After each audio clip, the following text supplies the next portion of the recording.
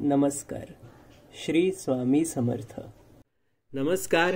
कसे आहात आपण? आता नुकतीच दिवाळी झालेली आहे व आता लग्न सराई सुरू होईल. त्यामुळे अनेक विवाह इच्छुकांसाठी आपण आजच्या व्हिडिओमध्ये एक खूप छानसा आणि सोपा उपाय पाहणार आहोत. हा उपाय सोपा आणि खूप प्रभावी आहे. म्हणजे ज्यांना विवाह करण्याची इच्छा आहे किंवा ज्यांचा विवाह जमण्यामध्ये अनेक प्रकारच्या समस्या येतात, जसं की काहींना स्थळ व्यवस्थित येत नाहीत किंवा काहींच्या गोष्टी अगदी सगळ्या ठरतात आणि मग काहीतरी प्रॉब्लेम होतो आणि मग ते मोडतं, तर अशा सर्वांसाठी हा उपाय आहे. सोपा यासाठी कारण खूपच सोपा आहे आणि घरच्या इतर मंडळीसुद्धा हा उपाय करू शकतात.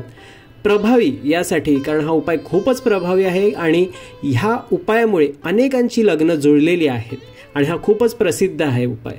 तर चला आजच्या उपायाकडे वळूया. तर बघा, आता दिवाळीनंतर तुलसी विवाह सुरू होतील. म्हणजे यावेळी तुलसी विवाहाचे मुहूर्त दिनांक 2 नोव्हेंबर ते 5 नोव्हेंबर दरम्यान आहेत. तर आपल्याला काय करायचं आहे की आपल्या मराठी पद्धतीनुसार बघा, आपण देवाला म्हणजे कृष्ण भगवान आणि तुलसी मातेला विवाहादरम्यान आधी हळद लावतो आणि मग लग्नाच्या वेळेला अक्षता टाकतो. तर ही जी हळद आहे ना देवाला लावलेली, आणि ते वाडग्यातली सुद्धा घेऊ शकता, कारण देवाला लावताना आपले जे हात आहेत ते त्या वाडग्यात लागतात, देवाला लागतात, त्यामुळे ती हळदसुद्धा आपण घेऊ शकतो. तर ही हळद आणि ज्या अक्षता आहेत ज्या विवाहादरम्यान देवावर टाकलेल्या आहेत त्या, तशी ही हळद आणि अक्षता घेऊन आपण घरी यायचं आहे. आता तुम्ही म्हणाल की आमच्या सगळ्यांच्याच घरी तुलसी विवाहाचं आयोजन नसतं, तर आपल्या स्वामींच्या केंद्रामध्ये सुद्धा तुलसी विवाह आयोजित केला जातो किंवा आसपास कुठेही असेल मंदिरांमध्ये वगैरे, तर तिथून तुम्ही ही हळद आणि अक्षता घेऊन येऊ शकता.